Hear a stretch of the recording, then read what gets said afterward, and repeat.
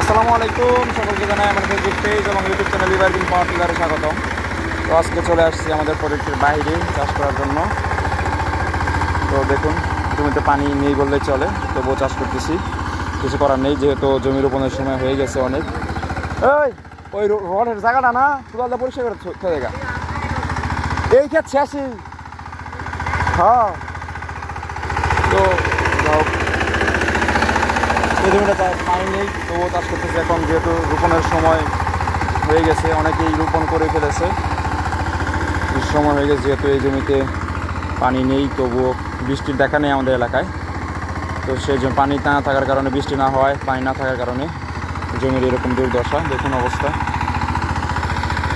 তো এখন একটু পানি ছিল, বিটি চাষ করার পরে দেখুন পানি একদম নেই বললেই চলে। তো এই অবস্থাতে চাষ করতেছি, করা নেই।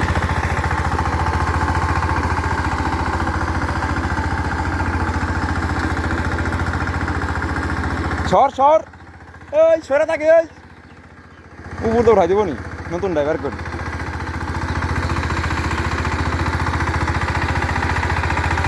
ওই গাদা জানা কোনা ওই জায়গায় একটি গর্ত আছে। এই আরো রাখা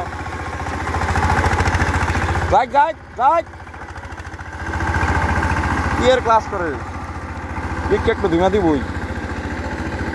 এই জায়গাটা মূলত এই সাইডটা পুরোটাই গর্ত।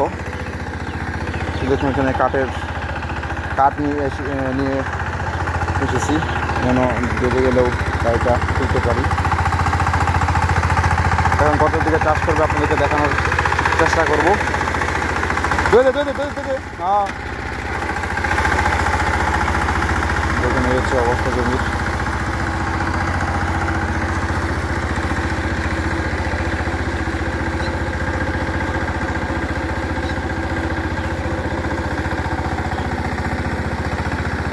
গত সিজনে ওই দিক দিয়ে প্রচুর পরিমাণে টাপ ছিল, এইবার তিনি অনেকটাই কম। গাড়িটা একটু ভালোভাবেই বলা চলে, মোটামুটি এদিক দিয়ে চলে গিয়েছে। একটু প্রেশার পড়েছে, তবুও ওইটুকু প্রেশার ধরা যায় না। এই যে সুয়াল হলে দিবি অঙ্কা, ওইটুকু প্রেশার না ধরাই ভালো। দেখুন এইখানে কীরকম একটা গর্ত, গাড়িটা একদম শুয়ে পড়ে। একবার খোলা থাকা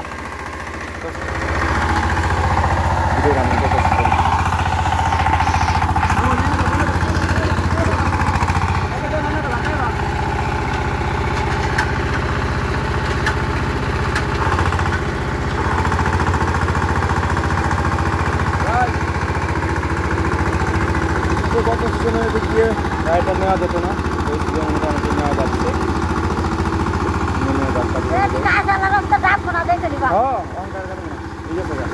আনার কারবো না, একটা হয়ে গেছে কেন আনার কারবো না। ওট ওটা দিয়ে মেটিলে দে। হ্যাঁ বললা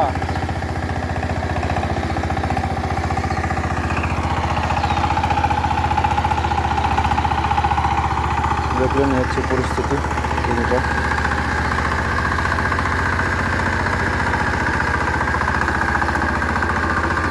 একবার হে কোনায় ওড়াই দে যাই, ওই কোনা টান মেলা হয়েছে এখন। দেখুন এদিক দিয়ে কেমন করে ফেলেছে মাটি।